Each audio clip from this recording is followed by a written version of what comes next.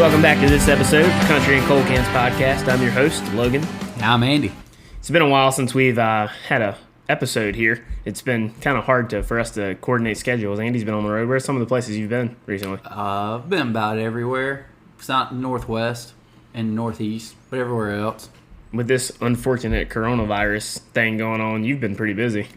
Yeah, and I'm also not smart enough to get a microphone to work on the road, so we've had that issue. Yeah, we tried to record. We recorded, I think, 2 full episodes with an online thing twice, and it would cut out in very important parts of our commentary we had on an Aaron Watson album, I think, and we just had to trash it. Technical difficulties. Some big time technical difficulties. Mostly the fact that I don't know how to work a computer or even own one. And he's trying to record from a truck stop, whereas I'm sitting at our in-home studio, so it makes it a little difficult for him to be able to record on his end. But I think we figured it out now. Maybe we'll be able to. Andy's in-house today, so this one will go all right. But live and in person.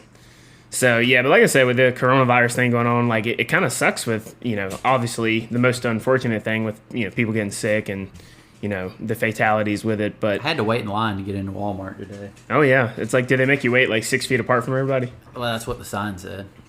That's what the sign said. Well, I also went backwards down the aisle because I'm a rebel. Yeah. I'm breaking the law.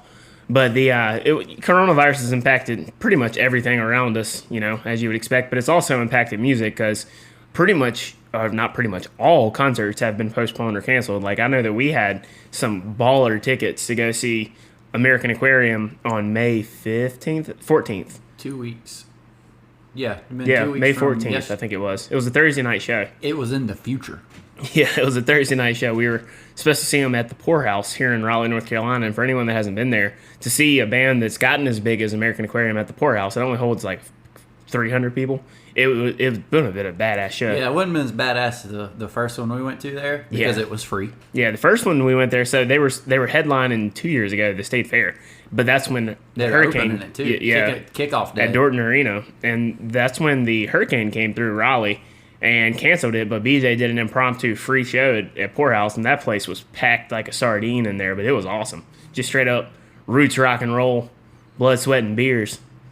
But that was a while back too. Yeah, 2 years ago. 3 2 years ago, because they came back and headlined this upcoming year, or this past year, in 2019 at Dorton. I went to that show solo. Like a lame-o. Nice rhyme. Yeah. But yeah, so it's impacted lots of concerts, but people are... All of them. All of them, yes. But people... Concerts have been canceled for a long time, though. Yeah. I remember because they had that big festival down in Corpus Christi or something in early March that got canceled. Right. And then I don't think anybody's really going to have a concert since, or sports. Yeah, pretty much everything that involves a crowd has been canceled, which kind of sucks because all of the fun things are with crowds. So we're kind of at an impasse here where we... Unless you want to hang out at Walmart. Plenty of crowds there. Yeah, some crazy things happen at Walmart. It's not Target. Very true. Walmart's better. I just recently discovered Target. I knew what Target was. Never heard of Target. I knew what Target was, but I never went because I'm from a small town in North Carolina where there is no Target. So, I always went to Walmart, and then I went to a Target for, one of the first times, to actually go shopping there for, household stuff.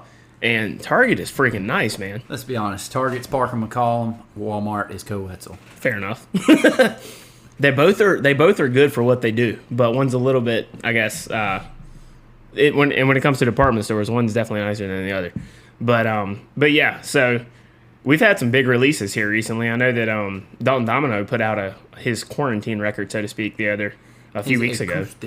Yeah, I gotta say that record. One, the songwriting was top notch on most of the songs on there. I was a big fan of it, but for it to be an acoustic in-home record, the instrumentation's good on it. Yeah, too, yeah, the production value and everything. He put out the best in-home acoustic record when it came from the production side that I've heard. Parts of the album doesn't sound like it's necessarily an acoustic album. No, but I think he layered it to some of his own picking and grinning. Yeah, he said he had his neighbor come in and do backup vocals, which is kind of cool that he has a neighbor that can sing that well, because us nor our neighbors can sing like that.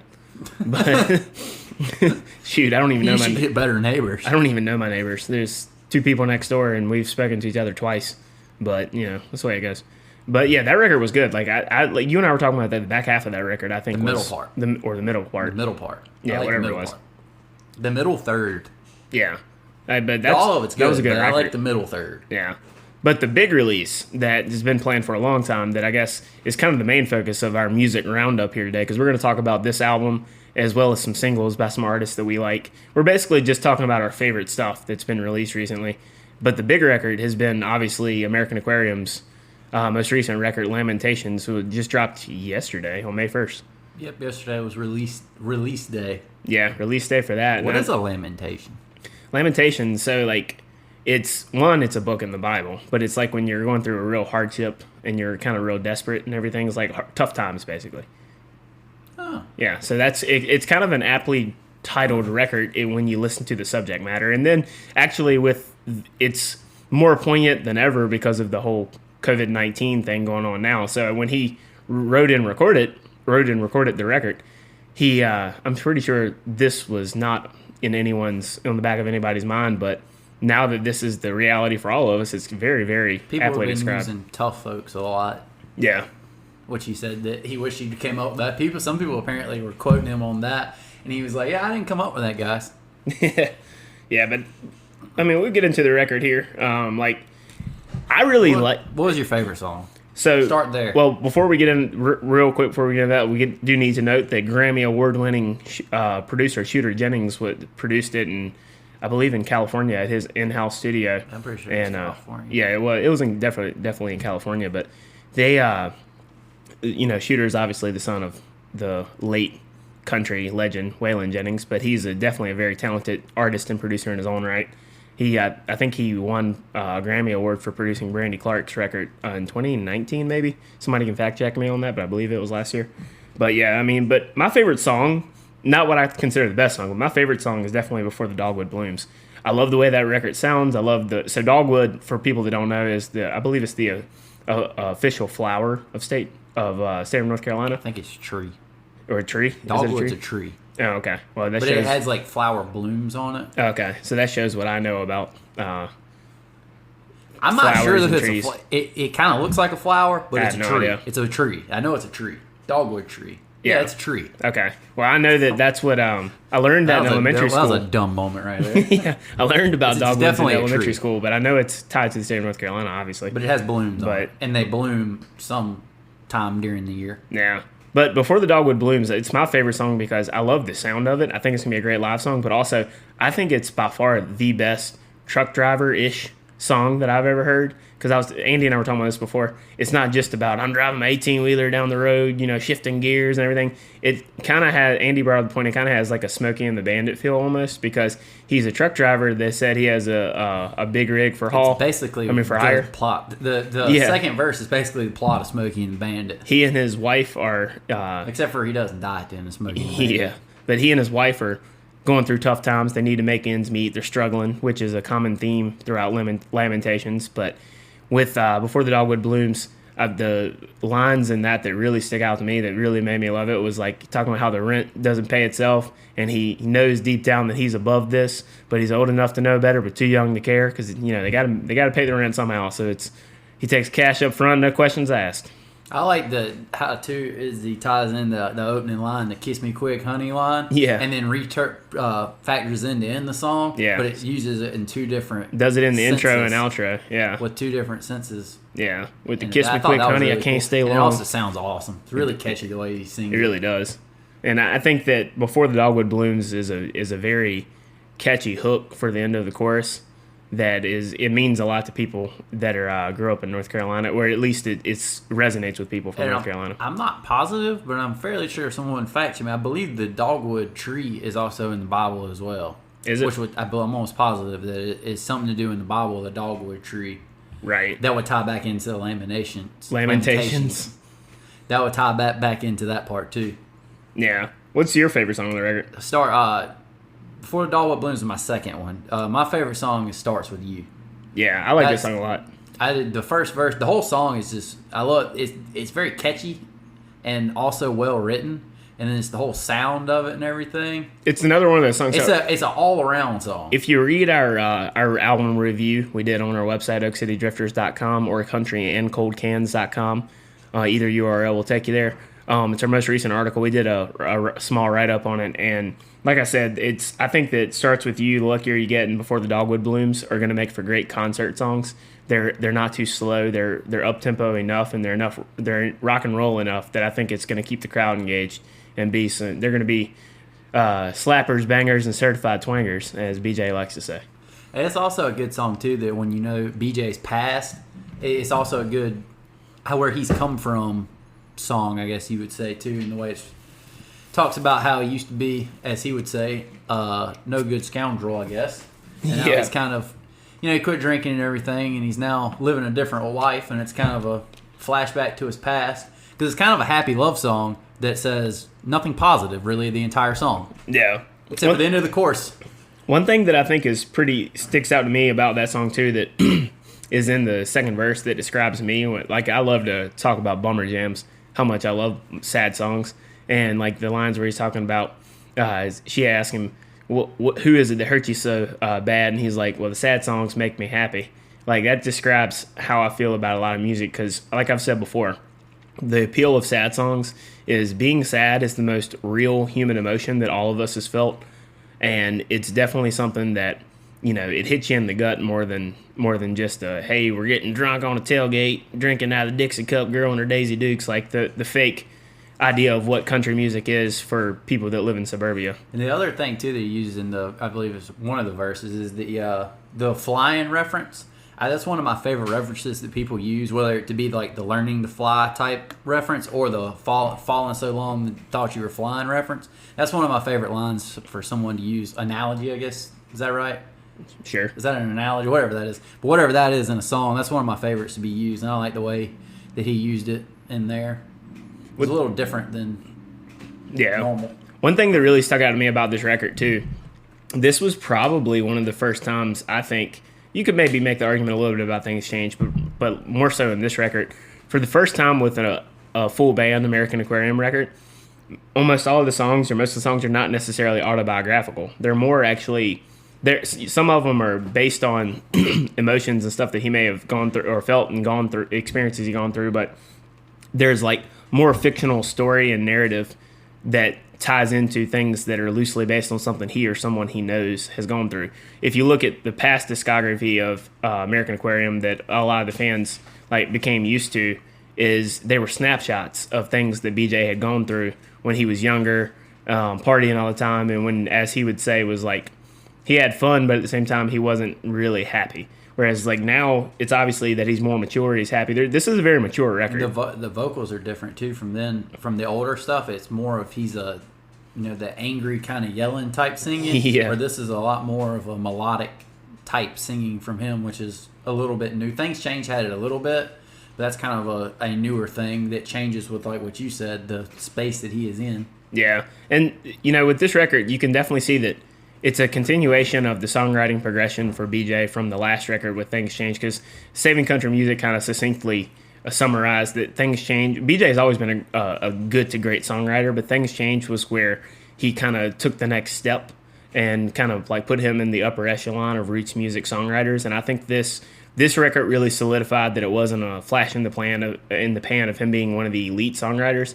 It's different from his earlier stuff, but it's a more mature, and like the verses and the wordplay is more like, I guess it's not saying that it's as good as Evan Felker, but it's more similar to Evan Felker in that he's writing a short story, so to speak, as opposed to just an autobiographical account of something he went through. Yeah. So I think it's kind of definitely a progression on his end when it comes to his songwriting. And the sound too, the record too, is interesting that it sounds different than a lot of the rest of the albums, but it still distinctly sounds like an American Aquarium record. Yeah. If you go back and look over like their discography, they've always been fairly good at doing that, sticking to mixing the same genres together and then just leaning towards other like different parts of that grouping throughout the discography of everything they've done, where it's not the same album twice, but they're all distinctly have that American Aquarium sound to them. Yeah, I agree 100%. Like I saw an interview, and we actually put this in our album review we did on our website. Again, it's oakcitydrifters.com, countryandcoldcans.com. But him and Shooter have done like these little in-studio interviews that he's been releasing clips from. And one thing that he says, like, in some ways this is a departure in sound because they mixed in some different, thanks to like Shooter's prowess as a producer, they brought in some new sounds and everything that was different for the band. And of course there's different players on it now because BJ seems to have like a million and one different band members. But it's a departure, but it's still, as Andy aptly said, it's still distinctly an American Aquarium record. And when you hear it, you know it's them, even though it's slightly different from their past stuff. But it does harken back to some of their stuff, like some of the more up-tempo songs, like The Luckier You Get, is, I think that's, while I wouldn't call that one of my favorites or the best song on the record, that's going to be a great concert song, just because, one, it's a rock and roll song, but two, it kind of harkens back a little bit to some of the up-tempo stuff on Dances for the Lonely. But as Andy said before we went on the air, it really is like similar, but it's different in that Dances for the Lonely had a real bar band sound. And also, when you go to that rock and roll bar band sound, it also tends to describe the emotion of anger more, where he was angry back then and where now he's not. Well, now you could argue that he's a little bit angry, but he's not angry he's not angry in a relationship sense. He's angry at, he's kind of describing the emotions of, it's more heartache in some sense of how the tough times that some people are going through. Yeah, but but you typically are not going to get as angry as when the girl broke your heart and you're drunk. And this isn't I hope he breaks your heart. It's not that kind of anger. Yeah. You wouldn't express the same kind of anger necessarily in the same way. The anger that's on this record is more aimed at societal things that are going on, like that he may be upset about, and he expressed himself on this record in that regard. But like, where Dances for the Lonely was had a very bar band rock and roll kind of sound. It had some blues in it. A lot of blues in it too as well. But this record is like similar to that, but it is a little bit more heartland rock than bar band. It's a little bit of a happier. I love to classify The Luckier You Get. I call it he really tapped into his inner Tom Petty, because it's like that song really is like the Tom Petty special. It's heartfelt roots rock and roll with a catchy hook.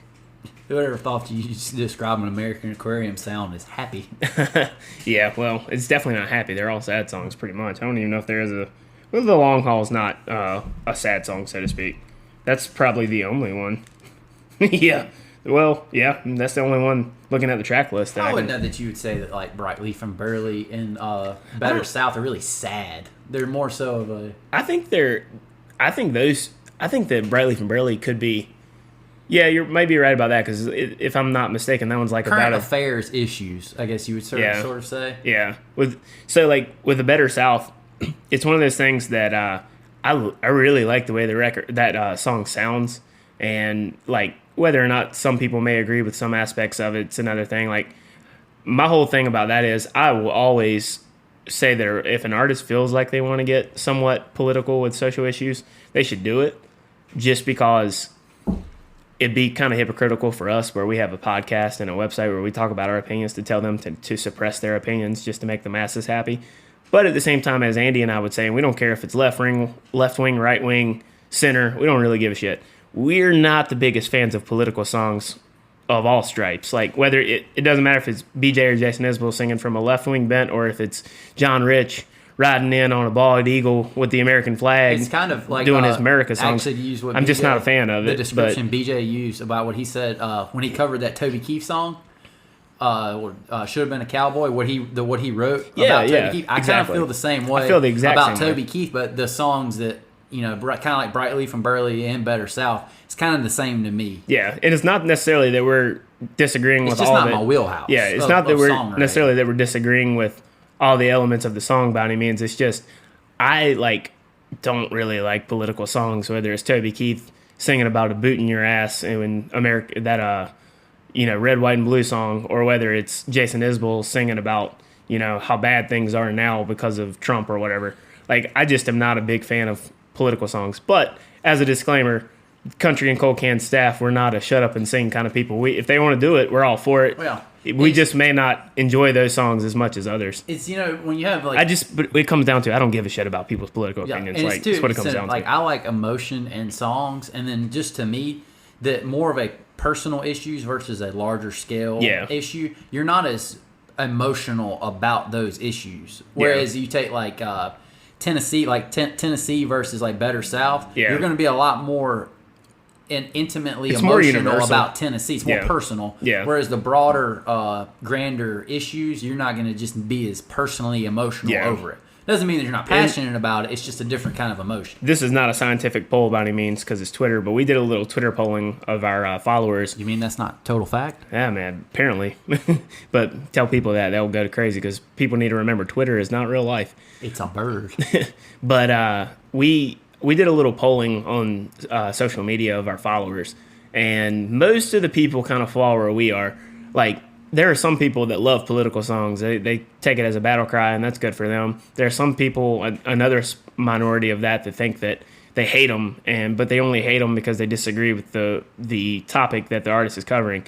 We fall in the middle on that, and I think most listeners do, in that we don't, like, we think that if they feel like they need to get political, let them do it. But we just personally are not fans of political songs. And like I said, I'll repeat, I don't care if it's right wing or left wing, it doesn't fucking matter to me. I'm not a fan of those types of songs. Another thing you come into is it's a matter if you like to talk to somebody about politics. Yeah. Because where BJ is not like this at all for him. But a lot of times when you want to talk politics with somebody, no matter who it is, if they don't exactly agree with you, it's like arguing with a wall. It's not even a conversation.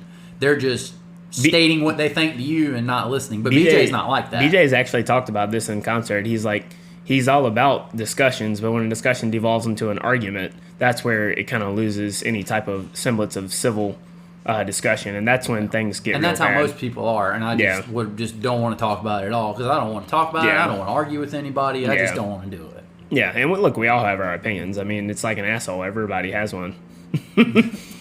But some are cleaner than others. Yeah, true enough. But that's kind of a weird thing for us to talk about here. But yeah, I mean, like it's just one of those things that I will say BJ has always done a good job balancing when he wants to get political, in that it's not 100% in your face like some other artists. Like Will Hogue put out an entire record of just like bashing people that disagree with him, and whether or not you agree with his viewpoint or not, his record was kind of unbearable just because he was classifying half the country as being ignorant and like narrow-minded, but the way he went about it, he came across as being ignorant and narrow-minded because he was preaching tolerance, but he wasn't being tolerant, and that's the part where BJ doesn't really do that.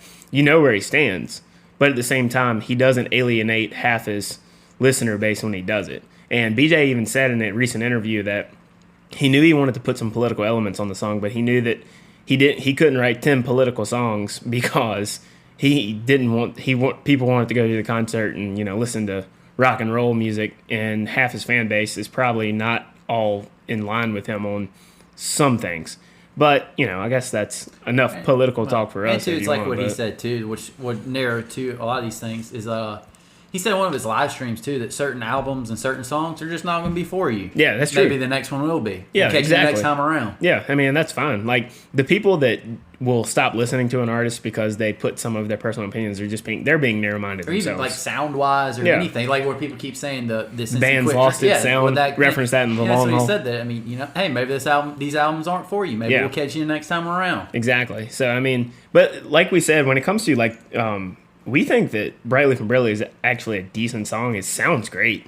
Better South sounds great. So I mean, it's just like we're just not. When it comes to a Better South, we're just not really getting into the chorus from political stuff. Brightleaf and Burley is just so catchy.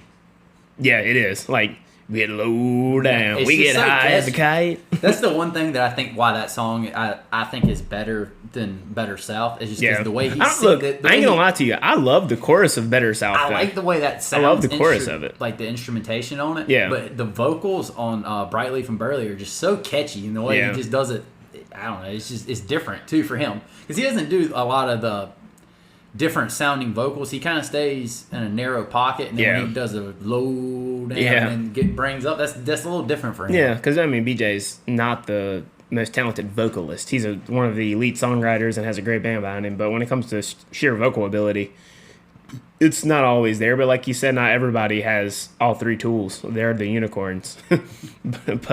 But yeah, look, I really love the chorus though of A Better South. I think the production sounds great, and I love the line in the chorus where it's like, the only dream not worth having is the one you don't chase down. Like that's a good line, I think. But what do you think is the best song on the album? The best song on the album? I would probably have to go with 6 Years Come September. I agree. Probably. I agree. But it just depends on what aspect you look at it to. Because actually, I think it's tough to say because I don't like the song like Bright Leaf and Burley, that concept. Right. But I do think that is a very well-written song. It's just, it's kind of like we were talking about too, is that some of these songs, like when you know BJ's past and all that stuff, you're going to have a bias towards that type of song where you really, I don't know, it'd be tough to shake that bias when you know what he's writing from. Like, don't forget the name of it, but the song about him getting sober from Things Change. One Day at a Time. Yeah. That it's kind of like that. Those songs are a little more personal. Yeah, that's a prime example that you have a bias to that. Whereas, like, Starts With You come at it with the same bias. Yeah. And 6 Years Come September, coming from a former I think abuser. He said he wrote that that song. I think, if I'm not mistaken on this, I remember hearing on a live stream he's been doing on, was it Wednesdays and Sundays? Yeah. That he wrote that song about somebody he knows, whether it was a good friend of his or not. I'm not sure. Yeah, somebody he knew. Yeah, it was a kind of a true story about someone he knew. But when you look at the aspect from a former alcoholic, it's kind of but that's, I mean, I don't know if that's fair because I mean he's you add a bias to it. Is this fair? What I'm saying? But the thing about I think is BJ set the tone with so many like snapshot autobiographical songs for so many years that now he's like writing more with a narrative of that's not necessarily about him always, that might turn some people off because of what they've gotten used to. But at the same time, like you take Evan Felker, for instance. Evan Felker's always written those narrative style songs, but you know his history and you know his struggles and his highs and lows. But if he were to come out with a record similar to this, no one would be criticizing him for it. So is it fair to criticize BJ just because? No, that's not criticism of it. I'm just saying is that certain songs like about a song, you have a bias to it where you just think it's better written than another song on the same album. Yeah. That you get in a biased opinion. But The Day I Learned to Lie to You is that one. I really liked that song, the writing of that song when he first played it. What was it, a year ago when he was playing them acoustically? He did it acoustically, and he sent the link out to people that pre-ordered, and I think I sent that link over to you so you could put hear it on Instagram. Like when he was, I think he was advertising the pre-order. Yeah, it was a day after, like he would send it to the people that pre-ordered. He would put it on like Twitter and Instagram and Facebook. That song, I really like that song, but the album version, you just didn't like the production. I didn't like the production. I just don't like the way it sounds. Andy's not a big piano guy. No, I'm not. It's boring to me. But I really like that song. So it's between those two for me. Yeah, I think the best song. Now I love The Day I Learned to Lie to You. I wrote a little write up about that in the review about the verse about how his lies grew up like an oak tree out in the front yard. That was really that good. Analogy was phenomenal. Like when the branch falls down and tore their world apart, went right through her heart. Like that is top-notch songwriting. But like I said, not my favorite, but what I think is the best song is 6 Days Come September. And in that song, it really does kind of have I think a early 80s kind of Bruce Springsteen feel to it, in that like just with the production and like the way he sings on it. But that song just has a phenomenal story, and it's one of those ones that it's kind of like it requires multiple listens to really interpret what the song is 100% about, because we discussed this last weekend. The first time you hear it, my take was that, you know, he is in jail and because he ran into somebody after he had been drinking and he shouldn't have been driving, and that's why his wife and his daughter left him. But then I listened to it a few more times, and now I think it's when the beginning says, I have a picture of you holding a picture of her taped to the dash of my car. When I listened to that, it changed the way I looked at the song, because when is the only time that you really see a mother holding a picture of their, taking a picture of them holding a picture of their child? It's when it's the sonogram. And I said that's got to be what it is. So I think that what it was is his wife was pregnant in the song. and she had he has a picture of her holding the sonogram. So they were expecting a child. They went out to a bar. He got hammered. She tried to get him to give the keys to the Oldsmobile. He wouldn't do it, and he couldn't see the guy coming up over the hill. So when he ran into that guy, his wife and his child-to-be passed away. So that makes it where it's like it's not able to be resolved for where he can't ever get them back, and now he's cursed with this clarity. I got to thinking about this too, what you just said about the fact that he said Oldsmobile. Yeah. That kind of dates the song as well because they don't make Oldsmobiles anymore. Oh, I just thought about that today. We used to, when I was a little kid in the late 90s, early 2000s, I think it was. The late 90s, early 2000s, we used to have an Oldsmobile. We had I think we did too. It was the minivan, wasn't I think it? so. Yeah, ours was a Silhouette, was what they were called. We used to roll around in before my mom graduated to SUVs, we used to have a minivan, the Oldsmobile Silhouette, I believe it was. It was white with black stripe down the side. That's probably what we had, but I think ours was like a hideous green. Was it green? Yeah. What kind did y'all have when y'all? We're talking minivans now. Wow, we're showing that we're not young anymore. It was a minivan. Yeah, I had a red one for a while. Yeah, we had a Ford red one. It was a Ford. Yeah. Yeah. But I thought that's enough man van talk. But the Oldsmobile either dates the song, or it would, if it was more recent for the song, it would portray that they were most likely didn't have a lot of money either. Yeah. Because most people don't drive automobiles. Yeah. Because they were kind of pieces of shit too. Well, and also Oldsmobile kind of. I mean, maybe we're looking into it too much. Oldsmobile also probably just kind of fit the song a little easier. That ran through my head today, though. That would either date the song or would basically say that they really didn't have a lot of money if it was current day because they're still driving an Oldsmobile. But either way, like broke down the song is a phenomenally written narrative about losing people you loved because you have a substance abuse problem, and then after that loss and that tragedy drove you to get sober, and now you're cursed with the clarity, and you just takes all you can just to keep between the lines because for the rest of your life you're going to have that haunting you. And I think that's a hauntingly beautiful theme to tackle in a song. It's something that most people wouldn't have the songwriting chops to be able to do in the way they did it. I would agree with that. But yeah. And, I think there's some other good songs. Obviously, I think the record has a lot of great songs on it. It is a really good record. Yeah, like The Long Haul is a perfect lead single that they released because it kind of tackles, different aspects of people saying the band's lost his sound, but he's not going to give up. He's in it for the long haul. And then you were talking about, the last verse, about how you thought that how she said she's not the kind of gal that's going to cut and run. She doesn't want to be just another song about walking away. Yeah, I love the way that tied it together at the end. That comes back in too. I don't know. It just makes it better when you know it's BJ's past. Yeah, that had a little bit of a old school rhythm and blues kind of feel to it with some of the production. That also that's a personal song for him as well. Oh yeah, that one. Now he said that as a lot of it's not as personal as it was. That one and Starts With You is too. Yeah, those two are probably the two out of the 10 that I think are more autobiographical than any. That one definitely is autobiographical. But you're right. Starts With You is too, for sure. Yeah, oh, definitely. Then when he met his wife, everything, basically all the bad stuff, most people ask for help, and before he hits rock bottom, he just laughs and asks for a shovel. Yeah. And that was kind of, and then, every day that ends in Y is a good day to wreck it. That's all, summing up in a quick summary. The end of that chorus is his albums today. The beginning of that chorus is the old albums. Yeah. But, in general, I think the only criticisms, and this is just from a personal standpoint that I have with the record, is, really on a couple of the tracks, I'm a person of faith, so it's a couple of the tracks have a couple lines that are not necessarily conducive to someone that has a belief in a higher power, with on Me and Mine, and even Brightly from Burley, but especially on Me and Mine, it makes me a little uncomfortable, and it makes me where overall, I like the song, and I think the song has a pretty good message. But at the same time, some of those lines make me uncomfortable, and it's just something that's a personal thing. I'm not saying it's a bad song, but it does that to me. I also kind of think though that it's about time, sort of, that he put that into a song, because generally his older stuff he does mention praying and all that stuff, and with him not being religious, well, he's had it in a few songs. Anne Marie sings back. Wasn't that the song? He was a prayer without relief is like a pill. A prayer without belief is like a pill without relief.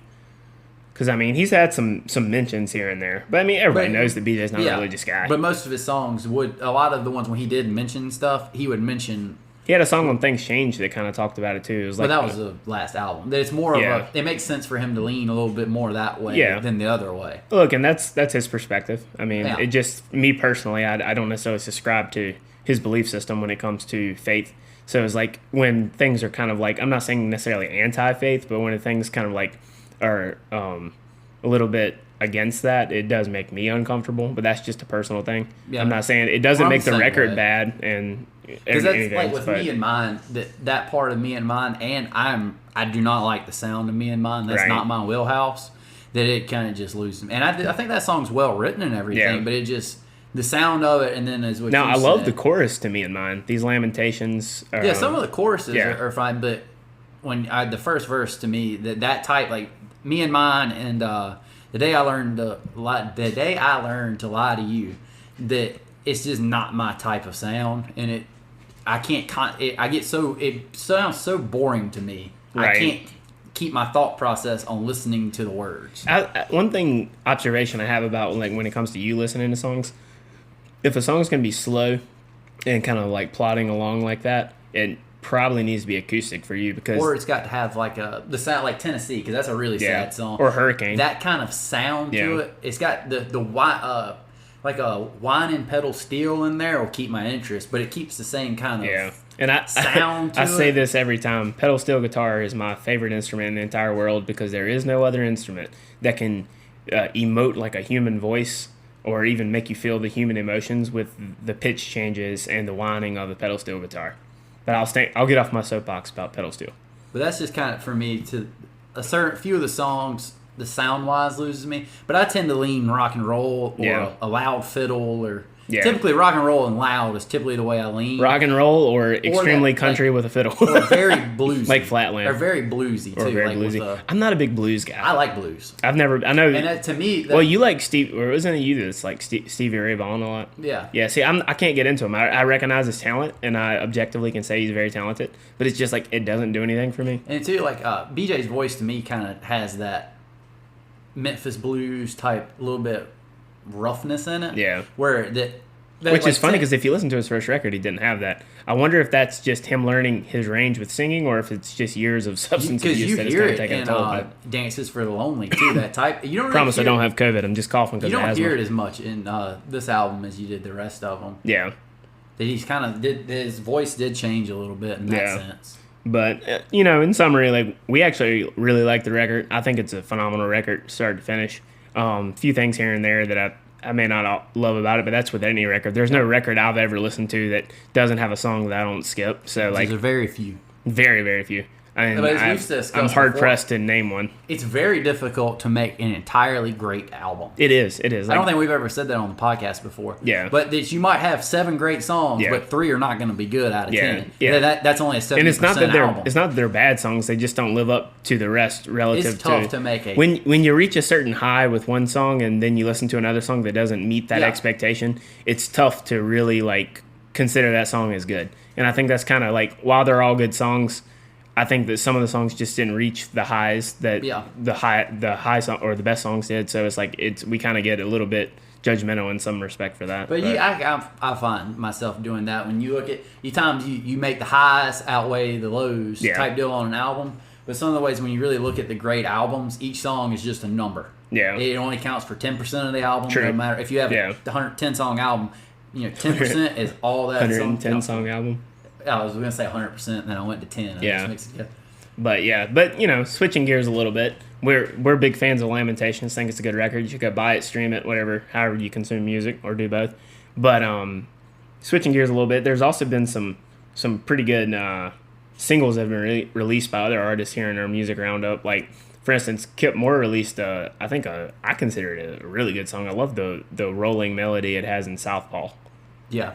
I like his voice too. Yeah, I do too. He's definitely comes from he's like a mainstream version of within the country sphere of mainstream country. He kind of leans a little bit more Springsteen-y in some way. He gets a bad rap too. He does, but something about a truck, which is a terrible song. He gets a bad rap because that was the one that was really popular. That was his first. The rest of that album was really good. Yeah, it was. Except for that song that didn't even fit in. It didn't fit sonically or thematically with the rest of his debut record. And he gets a bad rap for that. But he, Kip Moore is an artist that I really like and I listen to pretty regularly. He's one of the main. See, I get so frustrated with people that think that everything that comes out of Texas and Oklahoma is amazing. Everything that comes out of Nashville is bad. In reality, there's a lot of shitty music in Texas and Oklahoma. There's a lot of really good music out of Nashville, and vice versa.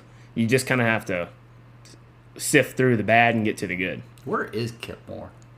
What do you mean? Where is he? I don't know. Have you ever seen the? I don't know where he is right now. It looks like he's on. I don't have a GPS He looks like tracker he's on been him. on a deserted island for like a year. I have no idea.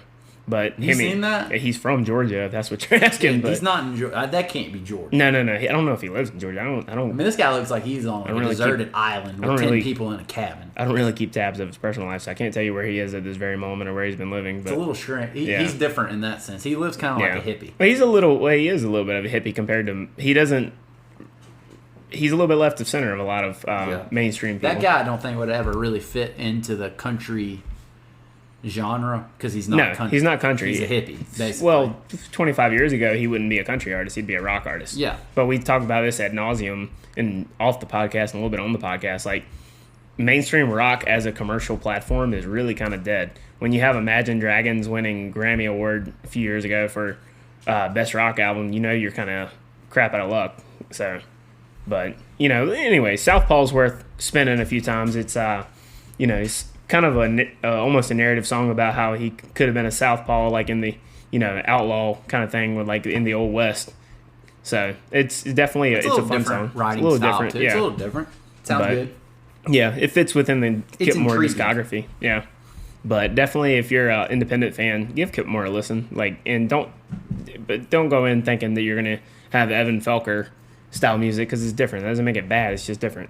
But then also Parker McCollum released a song. It was one of the first ones that, not the first one he didn't write, because he's written some that his family has written, or recorded some of his family. Wrote Yeah, a couple of them. And like then, Galveston Bay, he didn't write, but that guy that wrote that song, he wrote a 2 or 3 of his songs, I believe. But his newest single, I don't think it's been pushed to radio because I think Pretty Hard is the current radio song. But Like a Cowboy is what it's called. It's Chris Stapleton and some other dude wrote the song. So I think that it's a good song, and definitely with the Chris Stapleton credit on the songwriting list helps it in the media now that Parker is signed to a major label. I think he's with UMG Nashville, so he's that's a big deal to get a Stapleton cut these days, since as big as Stapleton has blown up over the last few years. But that song is just, it really fits well within what Parker does best, which is this kind of sad, longing style, but it fits right in there with like Hell of a Year and I Can't Breathe sonically. Like Which are his most popular songs. Those are the songs that I think resonate with people the most due to Parker has a very unique voice. Parker is definitely country, but he has a heavy John Mayer influence.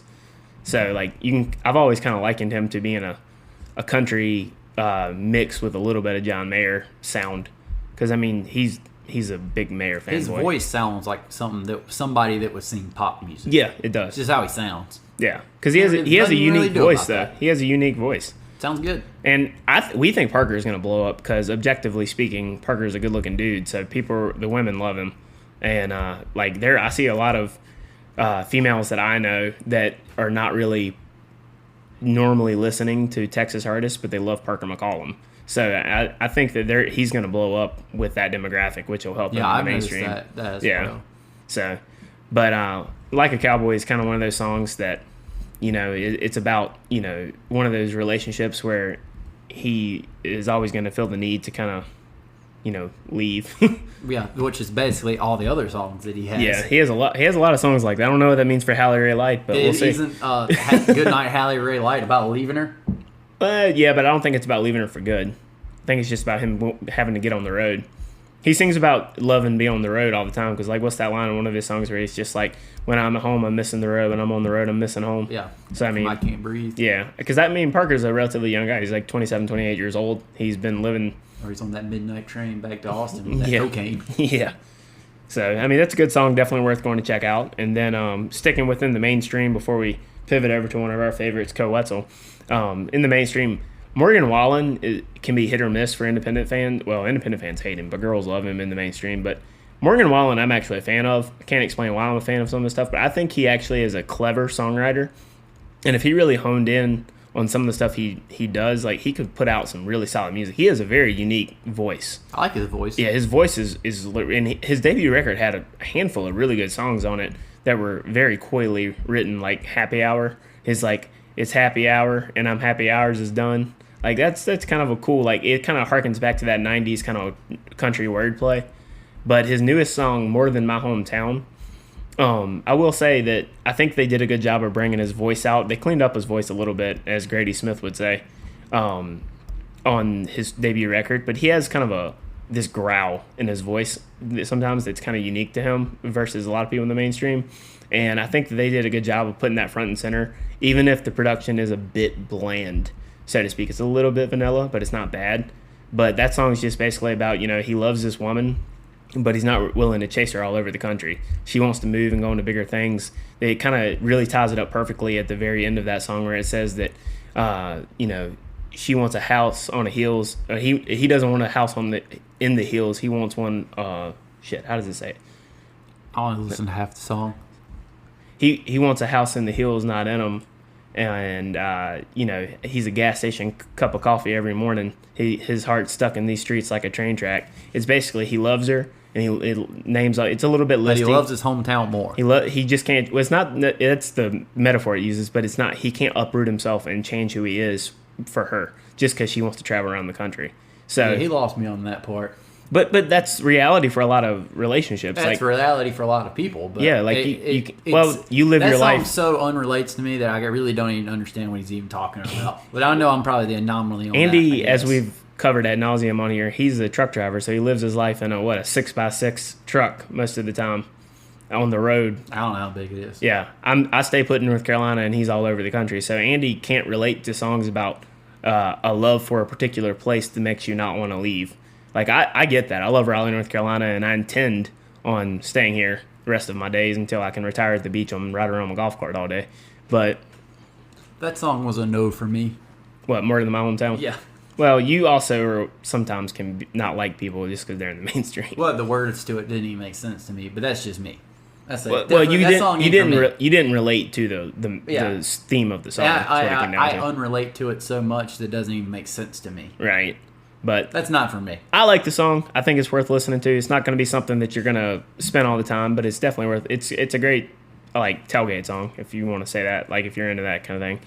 But then switching gears, Andy and I have slightly different opinions on this next one. He's kind of a guy that gets an emotion out of you, whether you love him, you hate him, or you're kind of somewhere in the middle. Like Koe Wetzel is an enigma within the Texas scene because he's not country at all. He kind of has that 90s post-grunge to early 2000s butt rock kind of sound at times. Butt rock. I think his last record was definitely 90s post-grunge. Yeah, that one was, but the rest, everything else. This new song's pretty butt rock. Noise complaint. Yeah. Something going on outside. Cop coming for somebody. Yeah. But noise complaint was fire truck. Noise complaint was more butt rock, and then I don't know. I thought so. I don't know. Maybe. Well, I'll have to go back and listen to that and think about it. Very, very wide genre. Well, I mean, what I consider that is like Stained and Nickelback and Creed. Stained and Nickelback don't sound anything alike. I know, but that's what I'm saying. It's like, so fair, broad. Fair. It's not really because it's not a real genre. It's just so broad. But this particular Koe Wetzel release is called Country and Western. It's spelled Kuntry, and then Western is Wistern. It's a rock song that kind of lampoons. Nothing in the song does, but the very beginning and end and the name kind of lampoons country a little bit. And what is a lampoon? It like when you're kind of parodying something. Is that anything like a harpoon? Not at all. They rhyme, and that's about it. Okay. But yeah, so like with country and western, it starts off with like the sound of horses, and then like it gets into this like early 2000s kind of sonically sounding rock song, and then I think this song, my take on this, I think this song is really fun when you're hanging out with your friends. I think it's going to be a great live song for people because Koe Wetzel shows are crazy. Most everyone there has been drinking a lot, and they all get kind of jumping up and down and screaming. It's going to be great for that setting, but it's not that good of a song. It's fun. It's a fun song. I like the song, but it's not a good song. But you're also not really a fan of that genre, really, either. But at the same time, you can boil every song, regardless of genre, down to whether it's at its core, is it a good song or a bad song? it's not a good song. But I'm also most of the songs of that genre are not very. I'm good. also a big fan of angry songs. Angrily. I mean, I am too. I think I am a little bit more than you are. Maybe, but I like people that are angry. Well, that's what is appealing about Koe Wetzel is like a lot of his songs. Like, yes, was it when I looked at the song "I'm Done"? I loved it where Karma's a bitch and I heard she ain't joking. One of his other most popular songs, which is an angry song. I love that song, but those songs are well written, relatively speaking. This song's not. He spends half the song in the end going, yeah. That's like, a stretch. That's not half the song. It's like 10 seconds. You know, the only time people do that is when they have nothing else to write in the back, so they start but that would also be chanting nonsense. Live, though. It will be. That's what I said, though. But you can separate the two. It's called compartmentalization. It can be, you can like the song, it can be a fun song, but it's not a good song. Just because you like it and because it's fun doesn't make it good. At its core, I think it's not a very good song. I think it's good, but I look at the genre different as a country song. Songwriting, I look at that genre songwriting-wise is different. But it's not, though. That's my thing, though. Like, a song is, at its core, it's either good or not. Genre, you can't excuse a bad song just because it's a different genre. That doesn't mean you can't like it and doesn't mean you can't enjoy it or that it's not fun live. It's just, a song's either good or it's not. And that song's just, from that standpoint, is not good. And that's not me saying I don't like it because I do. But, I mean, it's just overly, and I like songs like this. It's just overly aggressive. I mean, the hook of the song is I think I've lost my fucking mind. There's a little too much cursing in it for me, and that's a little bit strange for me to say. Yeah. But the way I look at it too is that really like Led Zeppelin songs. Nobody knows what those songs are about. Yeah. They don't really make sense. But even when those songs don't make a lot of sense, like they still can be cleverly written. This one's not. This one's on the nose. Just he's angry. But it doesn't make it a good song. Like, what's the line in the song? He's like, something about I hate you because you're a bitch. After all, you're a bitch. Yeah, and I hate you. Yeah. So, I mean, it doesn't take talent to write that. I think that what it came down to is Koe and his buddies, and I like the song a lot, so I'm not saying I don't. I think Koe and his buddies got drunk in the studio. He wrote this song. They recorded it because we're all in quarantine and he's bored. So, and he released it because Koe could really, at this point in his career, this guy's blowing up. He could release 3 minutes of and people will be like, this is so groundbreaking. It's the greatest thing ever, when in reality it isn't. That song has more streams than Parker's new song. Yeah, I know. Not by a lot, but by a little. Wasn't it second a while back, wasn't it? What, Parker's? No. Wasn't Parker's ahead of Koe's a few weeks ago? So. It wasn't? That's all. Parker is like, I think Parker is usually 100,000 streams behind Koe Wetzel, and then everybody else is like hundreds of thousands of streams behind Parker. Yeah. Those two guys are the biggest names. They're the biggest names out of Texas right now, easily. And I think that we've talked about this before. I think that Parker obviously fits more within what can be palatable to like a mainstream or a wider audience because he has a style that isn't. It's safe enough. You know what I mean? It's still good songs, but it's safe enough. Parker said it best when he was Did he say signing nothing at all? Keith Whitley reference. But Parker said it best when he was signing his publishing deal, which led to his mainstream major label deal. They asked him, what is it that you want to accomplish by signing this and getting into the mainstream? And he said, I want to make Luke Bryan money, but with Chris Knight quality songs, which is different than what every other square jawline, skinny white guy that with a twang in his voice. They all were just like, I want to be popular. They'll sing tractor rap and R&B songs for 14-year-old girls. I've been saying this for a year. I can't wait for his new album. Yeah, same here. We've heard a handful of the songs that are probably making on the record. I'm pretty sure I've about heard the whole album by now. And the songs are phenomenal. Like, if it's anything like the production or the arrangement, I should say, that he has in live and concert, it's going to be a really good record. Yeah. It's going to be a record that I think could catapult him to he will never be, in my opinion, as big as Luke Combs, but he could catapult him up to like a Morgan Wallen status right now. Only time will tell. Yeah. But Koe is one of those people that mainstream rock's not really a thing for him to be widespread now. So, and he's not even remotely country enough for country, even that's saying something for Nashville. But Koe's also not going to reel in his sex, drugs, and rock and roll mentality to make it safe enough. So Koe's going to blow up, though, even without the backing of the mainstream label. Yeah, he's doing as good as Parker on Spotify right now. Koe had that festival a couple years ago? It had like, what, 7,000 people? Yeah. Koe West did, too.